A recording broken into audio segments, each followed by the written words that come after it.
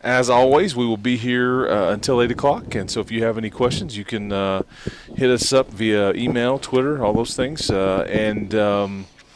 we will be joined by, I believe, senior defensive back Thomas Leggett and junior wide receiver Keyshawn Carter here in a little bit too. So looking forward to talking to those guys. So, Coach, take us through how's the week going, man? This was probably a tough one to, or maybe it wasn't, but to kind of, obviously 63-56 in overtime, and just kind of take us through what after you rewatched it, kind of what your thoughts were and all those things. Yeah. Oh, man. Can you turn me down a little bit? Yeah, thanks. Well, it was tough because, you had victory right there right in your jaw, man. I mean, right in the middle of it. And we didn't find a way to close it out. And that's what makes it tough. And then to rewatch it and to see how well you played in all three phases at times. On defense, on offense, special teams, we did some really good stuff in all three phases. Yet all three phases had stuff that we didn't do so well. And the thing that hurts is any of those, not a combination, any of those, one thing, recover an onside kick, nothing else matters. Keep a ball in bounds, 20 seconds to go instead of throwing the ball out of bounds. And Vasher steps out as he's catching it or to catch it. I mean, that ball's out of bounds on the 22-yard line. We're about to kick a 40-yard field goal with 20 seconds to go to win it instead of going to overtime. But, no, we throw it out of bounds. Played really well for 27 minutes in the second half on defense, I thought. And then the last 3 minutes, honestly, kind of non-competitive in some of the throws, looser coverage than we had been playing. Guy's a good quarterback. They got good wideouts, and I give them credit. I'm not afraid to give the other team credit when credit's due. But we also self-inflicted some stuff. So, saying all that, yeah, that makes it hard, and that makes it tough because, tremendous rivalry. And I think year two for me, I understand it, and I understand how much it means to Tech fans. I wish we could have pulled it off. I wish we could have pulled it off for our players, for our team and our fans, but we didn't. And so there is so much to be taken from getting in the fight and making it a close game to begin with. Because, Chris, I ain't going to lie to you, nobody outside our complex thought we could win. We didn't have a plan to go in there and play close. That was never the plan. The plan was to go in and win it. And we completely believed in our plan. I thought we had 2 great weeks of practice, and I thought our players played well. A 10-point lead twice we were down. Halftime, the look of those guys and the fight, and we played great in the third quarter. And we came out and we went 3 and out twice on offense, and we played really good. We outgained them 130-something to 38. We gained 2 turnovers. We didn't give any up. We were 4 out of 7 on third downs. They were 0 for 3. Our defense went punt, interception. I mean, we did some really good stuff. And the plan was to go in and win the game and get to the fourth quarter and win it. We didn't finish it. And that's we lost a game, and we learned a hard lesson losing a game.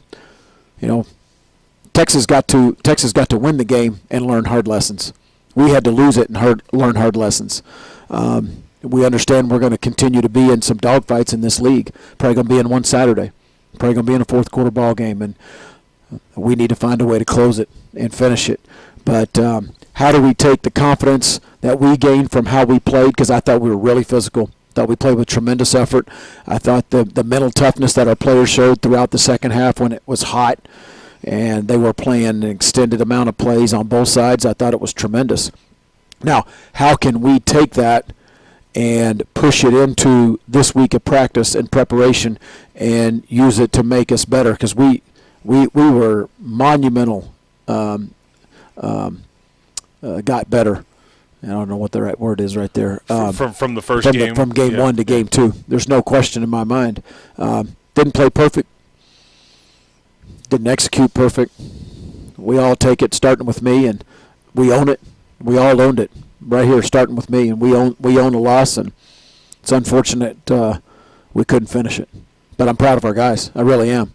I wouldn't want to be anybody else's coach. I know that. We went toe-to-toe with them. They're 8th-ranked team in the country. Either them or Oklahoma. Oklahoma got beat. They could have gotten beat. They didn't. This league's going to be a dogfight. There may be a 1-loss team and a 2-loss team in the championship. We'll see. We'll see how it plays out. But how can Texas Tech move on this week and find a way to be 1-0 Saturday against a really good Kansas State team, a tough, a physical, a very disciplined Kansas State team, and that's the challenge that we're having right now. And like when you get with them on Sunday or Monday, whenever the first time was back, do you have a hard time getting them focused on the purple team? Okay, because that's the psychology of the sport. Sometimes is like, don't dwell, move on. No, you don't want to get beat twice, right? That's a little bit of the old adage. But we had more guys in the complex on Sunday on their day off than we've had since I've been here. We had more guys in during Sunday afternoon, Monday before meetings started. The vibe is good right now. These kids are buying into the culture and becoming football junkies and being around ball more. And the more you have invested, I truly believe your care factor goes up. And the want to and the belief that you're going to win, just get it to the fourth quarter, that's a powerful thing in our sport. And the chemistry and the camaraderie. And nobody was pointing fingers in the locker room. Nobody was pointing fingers on Sunday. We didn't score enough on offense. We gave up too much on defense. And you know what? We missed some opportunities on special teams. But I could sit here and talk all night about all three phases. We did some really good stuff. And I want to touch on some of that because there were some really positive performances on defense, like individuals that Tech fans had not seen before. We talked about them some, in the first two shows, but Tyree Wilson makes his debut. Yep. Colin Schooler makes his debut. I think the fans got to understand who Jacob Morgenstern is and will be, hopefully. All three of those guys played well. Yeah. Tyree, that's his first appearance. He made his presence felt. He's not out of place. He looks the part, yes, and he can play the part, and that guy's going to continue to get better. He'll be a force in the pass rush for us. Colin Schooler got better as the game went on. He'll start this week, and he'll play a big role. Jacob Morgenstern is very versatile. He can play a lot of spots. I was really proud of him. Really played really well. Thomas Leggett probably played his best game since he's been here. Since I've been here, I'll just say it that way. A year and a half. Year and 2 games. If Thomas doesn't make some of those tackles. We tackled well. Yeah, we tackled well.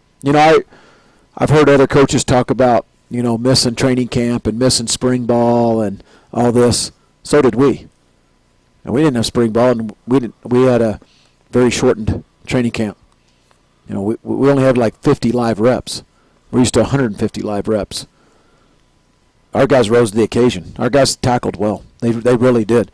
I think Keith told me it was 1.8 yards average after contact. I mean, that's an absurd number against talented. I mean, from Roshan to, Bijan, all those running backs from Texas. I mean, they are very good running backs. And I thought our linebackers and our safeties especially tackled real well. So we do take confidence in that. And I think you got to in that performance. That doesn't mean by no way, shape, or form does that mean, oh, he's okay. No. I'm not okay with losing.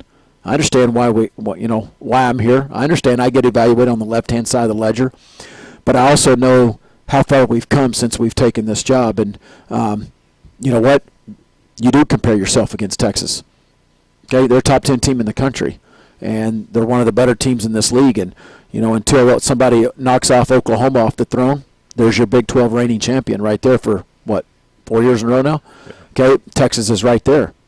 So we do compare ourselves, and I tell you what, our guys played hard. They played physical, played a tremendous amount of effort. We need to learn how to finish a game. We need to learn how to close it off, and maybe even close it off before you ever get to the 3-minute mark too. Yes. We've covered that in a couple of instances. I understand. Alex Hogan, another guy I wanted to mention too. Alex played well. Yeah. Alex is a young corner, true sophomore, and played well at the end of last year. Obviously, the interception was a huge play, a huge momentum play, and he made a nice break on it. I'm proud of Alex. Alex has played well. But, Seth Collins, we moved him to safety. Seth played, half dozen snaps. And that number will increase. Seth will be a good addition back there. Let's go ahead and put that to bed. We'll now focus on Kansas State and talk about some of the performances and things like that, and ask some questions that we've got emailed into us. And we'll do that next here. Red Raider Football with Matt Wells, presented by Rudy's Barbecue. We'll continue after these messages. This is the Texas Tech Sports Network from Learfield IMG College.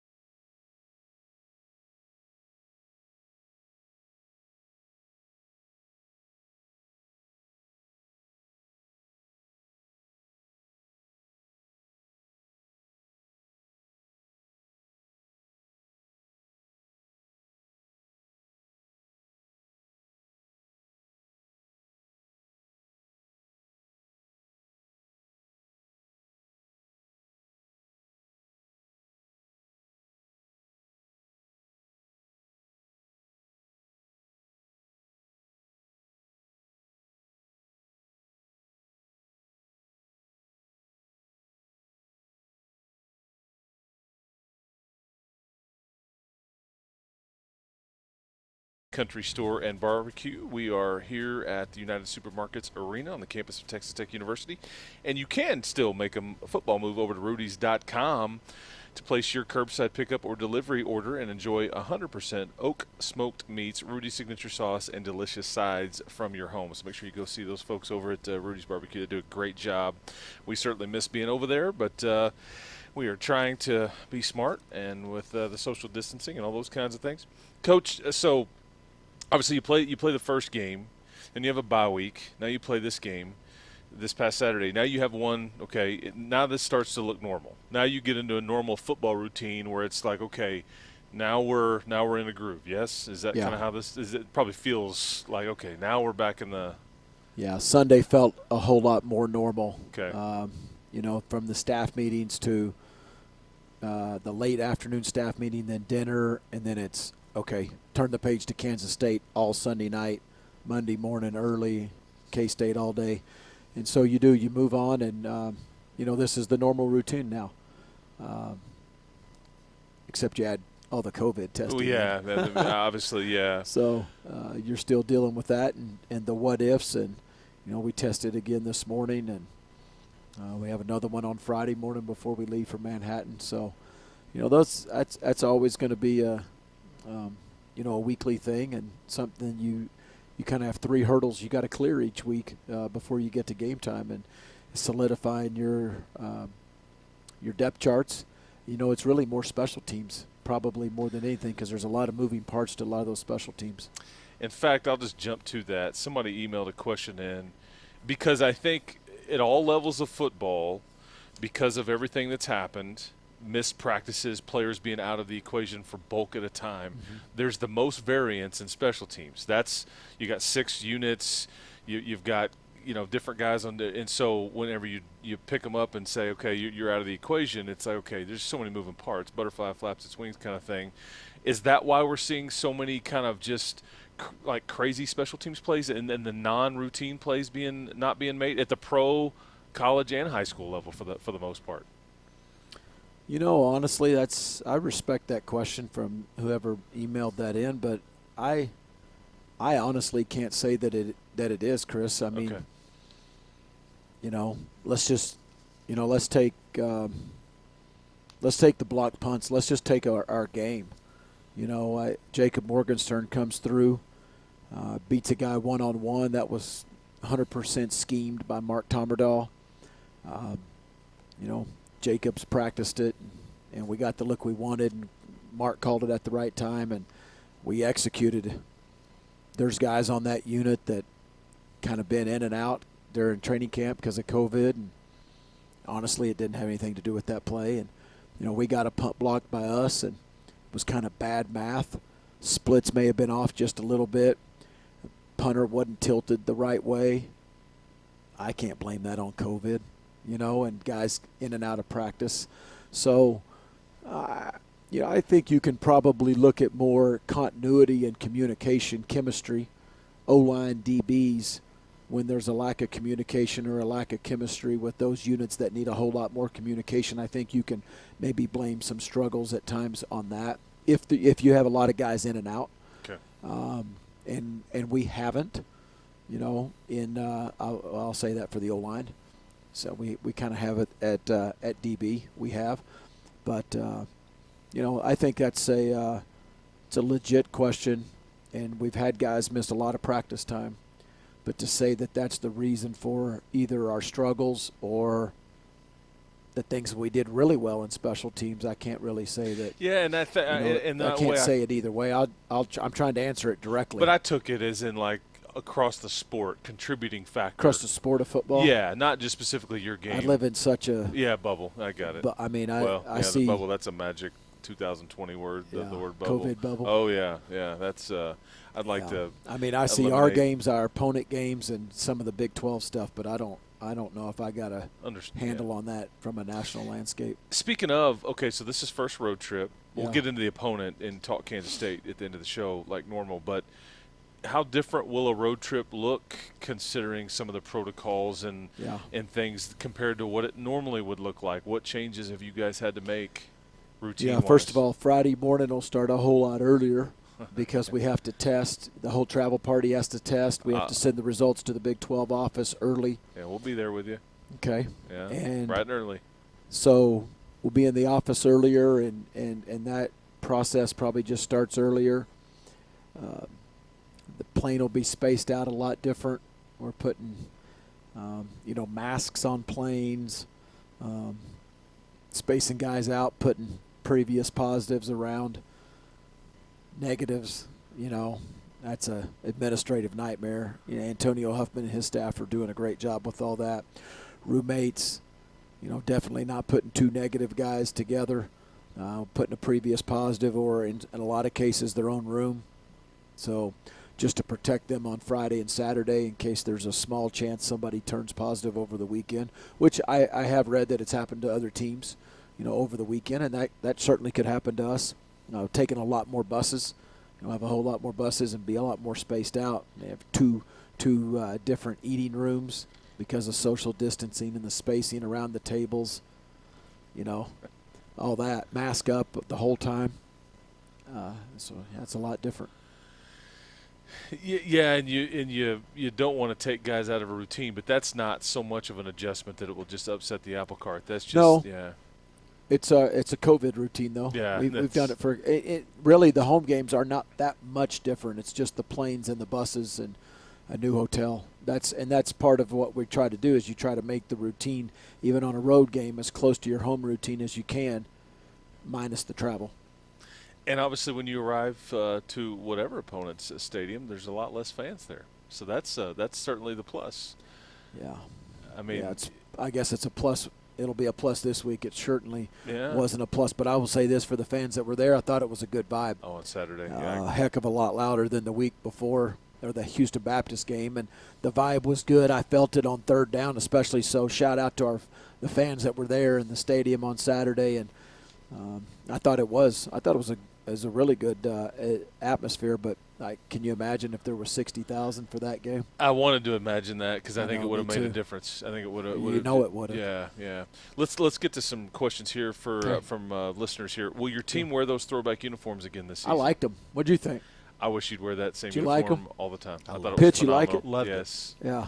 Yeah. Everybody, all the crew in here likes it. The I helmet. liked it. That's the first time yeah. we had worn that helmet. We'd worn the I think the first time with the pants too. But yeah, it's mid to late 70s into the 80s. I liked them. Oh, so yeah, we'll wear it again. Okay, love it. Yeah. Explain. Okay, this is something that I was going to ask you last week. Ran out of time. We talked about this in a commercial break. And this you don't need to give the long answer if you don't have time, but explain the right guard position on your punt coverage team in your program. That is Rico Jeffers this year. It was Jordan Brooks last year. You actually, made the comment, I could tell you the last 8, but what's the significance there? I just make a big deal about it. Try to make it long story short. We play our best players on special teams. That's the culture we want to create. A lot of our starters on offense, our starters on defense have to play one special team every now and then, week to week. Injury or something we're trying to manage. Sometimes we'll try to keep the reps down, and that won't happen. But the right guard on the punt team is out of the 4 units. That's the baby. That's the most important one. End of story. We punt. Spring ball training camp, we punt every day. Not in season, but it's the most important unit. They get the first-round draft picks. When those coaches pick, they coach individual positions, they get the first-round draft pick. Right-footed punter, right guard, most important position on the punt team. So we say the best big skill athlete in the program, meaning linebacker, every now and then a safety or a running back, tight end, big skill athlete is going to play the right guard, and it's got to be a grown man. And it's got to be somebody that is going to take a lot of pride in it. It was Jordan Brooks last year. I think that helps their draft stock too, because NFL teams now that know that that's our philosophy behind the right guard. I have had many scouts come to Texas Tech to see me for the first time, and they say, Matt, who's right guard on your punt team this year? I want to know. Because I promise you, if it's a sophomore linebacker, his stock's going up. When I say it's Rico Jeffers, they're like, okay. Last year was Jordan Brooks. 8 years ago at Utah State, Bobby Wagner. Highest paid Mike linebacker in the NFL right now, all pro for the Seahawks. Then it went to Zach Vigil. Then it went to Nick Vigil. Then it went to Kyler Fackrell. Then it went to Dax Raymond. Everybody I just mentioned, none of the Texas Tech fans know who they are. That's fine. Every one of them's in the NFL except one, and I think he had 3 years, and then he finally got cut for the last time. But those are tight ends and linebackers that are on NFL active rosters right now. And then there's Jordan Brooks. Next it's Rico Jeffers. So it's kind of a special spot in our program. Love it. Love it. Caleb Rogers, true freshman. Will he continue to get more meaningful snaps at left Yeah, tackle? Caleb's got a bright future. I mean, that guy played 8 to 10 snaps against Houston Baptist. Had a really good 2 weeks of practice, and then he went in and played 40 against University of Texas. A little bit different level and a little bit different competition across from him. He didn't bat an eye. The kid's got a bright future here. He's going to play a lot of football for Texas Tech. I think you fans are going to really like him. Great kid, great leader. I look for big things from Caleb. Alan Bowman has not been sacked yet. Is that good or bad? Good protection or getting rid of the ball too quickly? No, I think you can count on one hand probably how many times Coach Yost would say that he got rid of the ball too quick. Getting rid of the ball quick is also part of not getting sacked. It's a double-edged sword for some people. So I think we've had really good protection. I think not giving up sacks is up to the quarterback for getting us in the right protection. The O-line and their IDs and their communication with picking up twist games and all this and pressures and blitzes. It's up to the receivers to get open and to make their adjustments to look hot, to side adjust, running backs and protection. Everybody on offense has something to do with turnovers and protecting the quarterback. Everybody's got a hand in that. It's never just the quarterback. It's never just the O-line. And it's never just the running back or the receiver with the fumble. It's everybody. And that's something that we pride ourselves on. So, but getting rid of the ball quickly at times is part of the quarterback's job. By design. Yeah. Your team is getting some nice play from some various transfers, several of which we have talked about in the show already. Will your staff continue to pursue transfers in the upcoming seasons? Yeah, absolutely. That's something that we need to do to get old in this program. And I think especially on defense, you'll see a lot more transfers coming in on defense. I'm not saying that's not going to happen on offense. I see the O-line just in the future in terms of our recruiting numbers. I see us bringing in another grad transfer at O-line, junior college player possibly also at O-line. With this, we'll have to see exactly how with the new rule, these guys getting another year, how many guys are actually going to come back. That'll affect our transfer numbers and our transfer thoughts. But I can promise you we will on defense. And it's just the way that the sport works, man. I mean, it's a talent acquisition business, and that's just one of the many ways to. Well, we're going to get better in two ways. Yeah. We're going to recruit, and we're going to develop. Okay. And you develop through your strength and conditioning and your skill development programs here. And the strength and conditioning, nutrition, huge part of our development for developing our guys in-house. And I know that's way we pride ourselves on that. I think we've shown to do a good job, and we got to keep doing a good job and get better at that. But we also have to recruit better, and we have to recruit better every year. And better players make better coaches, and we need to get old. I need old, mature guys on defense, and we're going to have some seniors leave. Some of those transfers that we brought in, they may choose to play here another year, and so that may reduce the amount a little bit next year if some of these guys are coming back. Yeah, and it's obviously juggling act right there with Yeah. the scholarship numbers because you don't really have an 85-man limit this year. This is a weird, for various reasons. Okay, let's go ahead and take a quick commercial break. We'll come back and talk to you. Want to go offense or defense next? What do you say? It's your call. You want to go Leggett? Or you want to go Carter? Which one do you want in here first? We'll go with the senior first. There we go. Good call. Yeah, we'll go with Thomas Leggett when we return. Your water supply is critical to the well-being of your crops and your family. When it comes to irrigation and house wells, trust the only product designed by and built for West Texas for 67 years. Ask for Simmons Pump and Supply or visit SimmonsPump.com today and Reckham Tech. Red Raider Football with Matt Wells, presented by Rudy's Barbecue, will continue after these messages. This is the Texas Tech Sports Network from Learfield IMG College.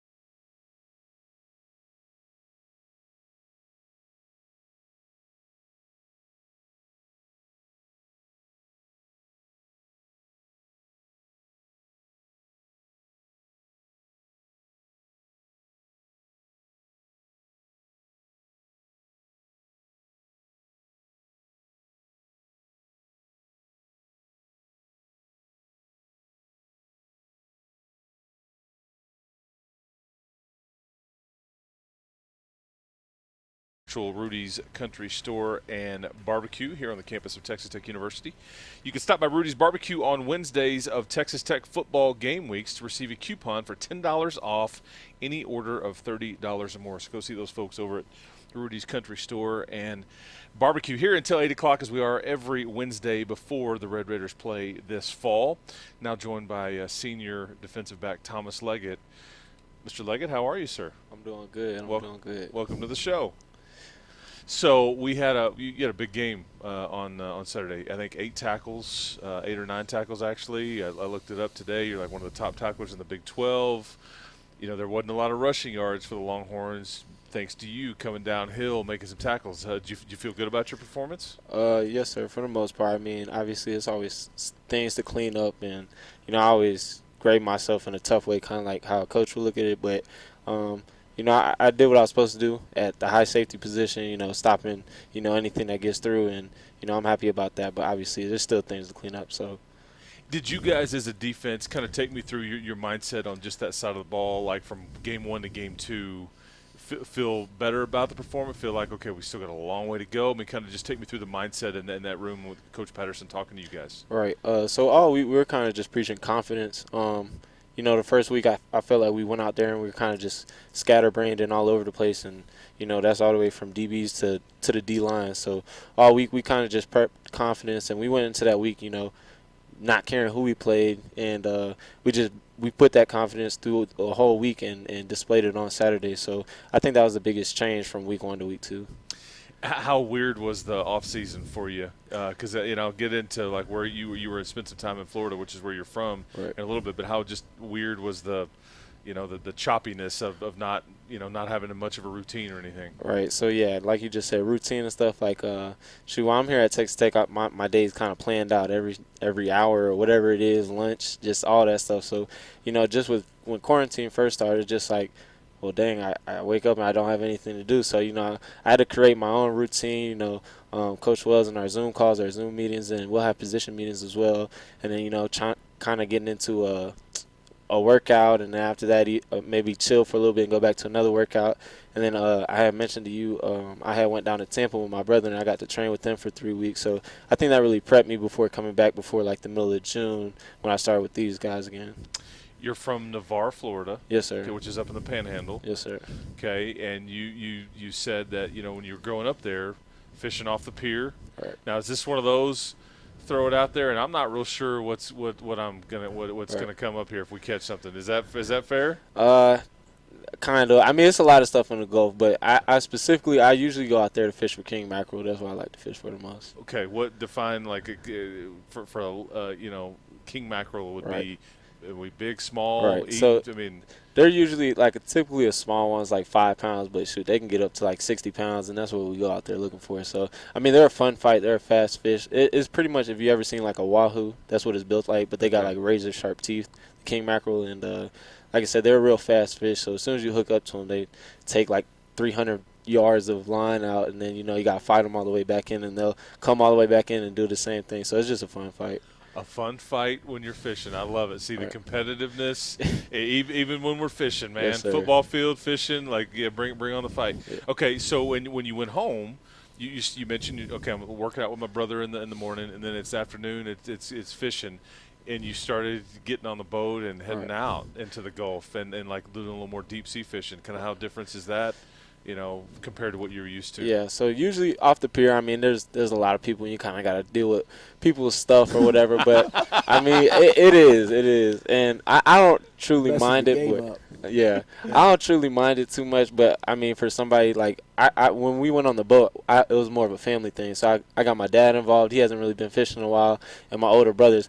Like I was telling you, I was like the only one who really still like cared about fishing. Like I'll go home in the summer and I'll still go fishing, and it'll just be me and my friends. So I kind of got the whole family involved. So I thought a better environment than fishing on the pier would be on the boat, because it was a family thing. And when we went fishing on the boat, that's when we were going for like red snapper and stuff. And it was a good time. I mean, we were throwing up everywhere. That was the first time I really been on a boat like that. And motion sickness. And it really got me. And I was just like, man, because like we got out there, and once we got to the first spot, we started fishing it. Like, I was okay, but once we started moving the next time, I was like, hey, I kind of don't feel good. And everybody else was like that. And two of my brothers, they ended up just quitting on the day. They were just sitting in the boat with their head down. But it was a good time. It was good memories. And you can't make the boat stop rocking, Right. because it's you're just out there and you're kind of stuck. Now, is this where do we have like a patch behind our ear? Kind of. Yeah, so my dad bought the medicine. I think it's called like tramadol or something, motion sickness medicine. Tramadol? Tramadol, or it's something like that. Yeah. But he didn't tell us we needed to take it so long before. So I took it while I was on the boat, and I ended up throwing the pill back up. But it was a pretty rough day. But I mean, we were catching fish left and right. Like, we probably caught like 40 fish that day, and it wasn't red snapper season yet, so we were throwing the red snapper back or whatnot. But I mean, it was a good day for fishing, but we were feeling sick as well. So it's just kind of like, yeah. And you guys always eat what you catch, Right. correct? Right, so yeah, we ended up going twice, and the second time we went, it was red snapper season, so we ended up coming back with at least with like 10 pounds of fish to cook for the whole family, so it was a good time. That's good stuff. Yes, sir. So you continue to go deep sea fishing? Now you just medicate a little bit differently or earlier next time? Yeah, me and my brother have been talking about it. We looking into getting a boat, honestly. I mean, that's the next step. We wanted to take it to the next level, so I was like, shoot, we might as well look into getting a boat. So, I mean, near future, 5 years or so, but I would like to get a boat and, a family boat. Maybe future guide, the deep sea fishing guide, Thomas Leggett. There you go. That's right. There's a good ring to it. Yeah, that's right. Okay, so playing on the road this week, kind of take me through the differences from a player standpoint about going on the road in this league. Right. I look at it as a business trip, and I mean, Coach Wells will always say you got to bring your own energy. Everybody in that stadium's virtually everybody in that stadium is rooting against you, so it's just like y'all got to bring your own energy, and we got to have, like I said from last week, like our own confidence and stuff. So when we step on the field, it's just they're going to have their, energy coming out because they're in their home state, they're in their, own stadium and stuff. So we got to bring Texas Tech to them. Quarterback Skylar Thompson, he's just like Ellinger, can tuck it and run and throw it. I mean, so as a safety, that puts you got to be paying attention to those keys, right? Yes, sir. Yes, sir. Yeah, take me through what challenge, how different is he than Ellinger for people that haven't watched both? Right. I think they like to use him a lot more in the red zone. I think he likes to keep the ball and, run. They'll run speed option and things like that too. They're both really good passers and really good runners. I mean, in comparison, he's probably the closest to Sam Ellinger, like as far as body types and all that stuff. So they're pretty much the same player to me. Coach, what's Mr. Leggett here, future fishing guide, meant to your program? That's what I hear. Yeah. What's he meant to your program? He's steady, mature, confident. This is the most he's really probably talked in. I mean, solid true. year right here. But he communicates on the field. He's just quiet, and there's nothing wrong with quiet by nature. And I said this before the show, before he got here, it's probably the best game I've seen him play since I've been here in a little over a year, and I'm proud of him. He tackled well in space. He's a good leader. And I think the word that you hear often said in our coaching meetings about him is trust. I trust him. I trust him. He'll get us in the right call. He'll get everybody lined up. I trust him. And usually it's Keith Patterson saying that. But Mark Tommerdahl with our special teams, Thomas starts right next to Rico on the punt team. He's in the next most important position, the right tackle. He plays every snap on punt team. He'll probably never come off punt team this year. He also plays on the kickoff team. He'd be a 4-team starter if we'd let him. Very similar to Keyshawn. They're great special teams players. They're team players. He's on our leadership committee. He's been a great leader, and I'm proud of him. Great job. Stay healthy, man. Yes, and sir. You know what? You get that boat, and you need somebody to come down there. We'll come down. We'll come down there and go fishing with you, man. Sounds good. Yes. Red Raider Football with Matt Wells, presented by Rudy's Barbecue. We'll continue after these messages. This is the Texas Tech Sports Network from Learfield IMG College.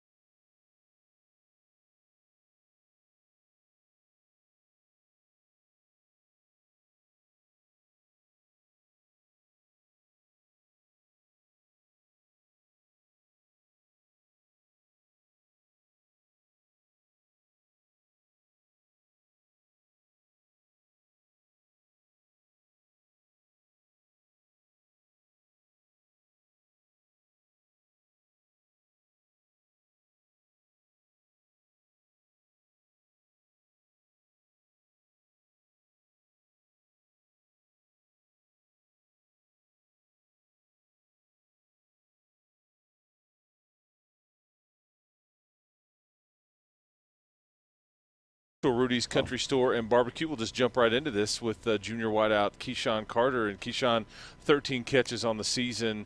You've had 2 really, really nice games so far. Kind of take me through your thoughts on the season, and kind of, you ended last season really well. You've hit the ground running this season. Just starting to click for you. I feel like the season's going good. Just keep getting better every day. Like Coach Wells tells us, just come in to prepare it every week. Like, prepare it like it's a game at practice, and just show up when it's game time. How much weight did you gain in the off season? I gained 20 pounds. And so, oddly enough, you would have been running track, right? Yes, sir. Okay. So oddly enough, maybe that helped you from a football standpoint by quarantine and all that stuff, because it's like, okay, I can just eat, lift, all that stuff, and the 20 pounds seemed to be helping. Yes, sir. He didn't miss a meal during quarantine. I can tell you that. Who is the fastest guy on the team? Me. And you say that very confidently, don't you? Yes, sir. Yeah. So you ran, the junior Olympics or whatever. Like you ran a 10.3. Yes, sir. Is that right? And won it. Yes, sir. Okay. Who did you beat in that race? Anybody that you remember? Not that I know of. Okay. I Can you don't still remember. run a 10.3? Yes, sir. Okay. Who would? Okay. So maybe the better question is, Keyshawn, who's the second fastest player on this football team? I have to go with Dalton Rigdon. Ooh. Dalton Rigdon. Yes, sir. Okay. GPS number is up there, isn't it? Yes, sir. Yeah. Yeah. Okay. Yeah. And that y'all track that. So We you do. kinda, okay. We do track it. We track it in games too. You know what's interesting is Basher and Ezekama both had PRs on their GPS in the game Saturday. Wow. They were going. They were going. But these guys run hard. Him and Dalton Rigdon, their numbers are always up there. And what we use that to do is try to monitor practice. When their numbers get too high on Tuesday, which actually they did a little bit. Tuesday was a hard practice, and we had a lot of covering. I chopped back practice today. I cut it back a little bit in some of the areas, so we kind of try to monitor these guys in terms of that. Definitely make sure it's not too much. And take me through Keyshawn going on the road. I just asked Thomas about that. How different is that? You kind of look forward to it? Yes, sir. Like Thomas said, it's a business trip. So when you go to other people's stadiums, like, you just had a team and a couple of fans. So, I mean, it's just our program. So I feel like everybody on the sideline got to be engaged and locked in. So we'll be ready for it. You feel like you're starting to build a chemistry with Allen? Because Yes, he's sir. starting to look for you a little bit more and starting to make some plays. I mean, again, leading the Big 12 right now. Nobody's got more than 13 catches in the conference so far through 2 games. So it's starting to feel routine to you. Yes, sir. Yeah. I feel like I'm building a good Groove. yes, sir. We Yeah. got a good groove going. So I feel like we just keep going and connecting, and Eric and TJ and other receivers coming in, connecting with Allen. We just got the good chemistry going right now. Let's just keep it going. Okay, well, I wish we had more time with you, but I tell you what, you don't keep not missing meals, keep running fast, and you stay in that groove. All Yes, right? sir. Okay. Well, we've got to squeeze one more break in. We'll do that when we return. Red Raider Football with Matt job. Wells, presented by Rudy's Woodlands. Barbecue, will continue after these messages. This is the Texas Tech Sports Network from Learfield IMG College. Yes, sir.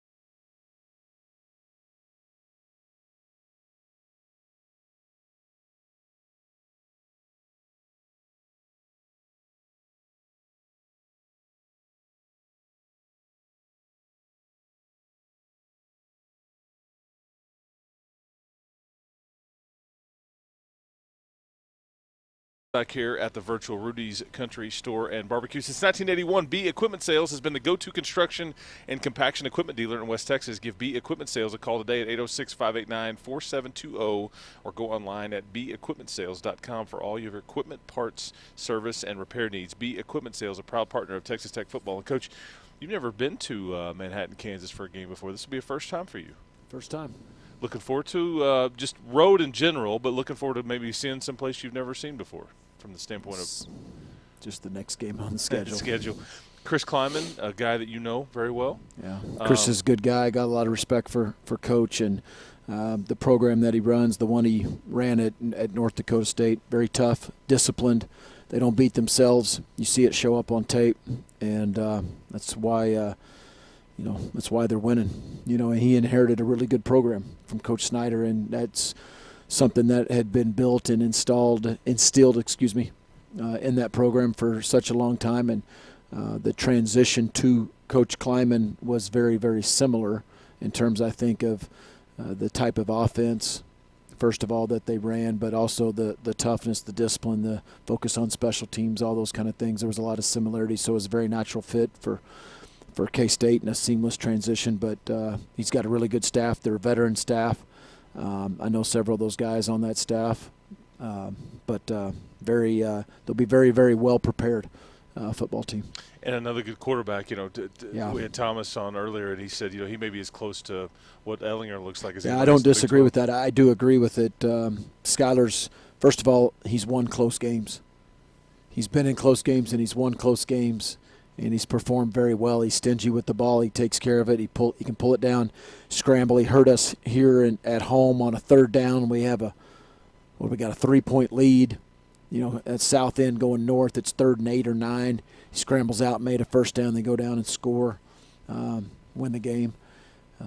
He can hurt you with his legs as well as throwing.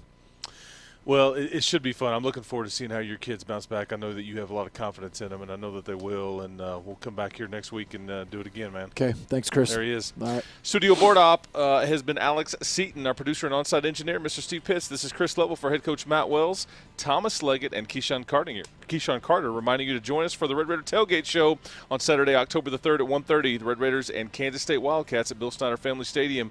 Kickoff is set for 2:30. This is the Texas Tech Sports Network from Learfield, IMG College.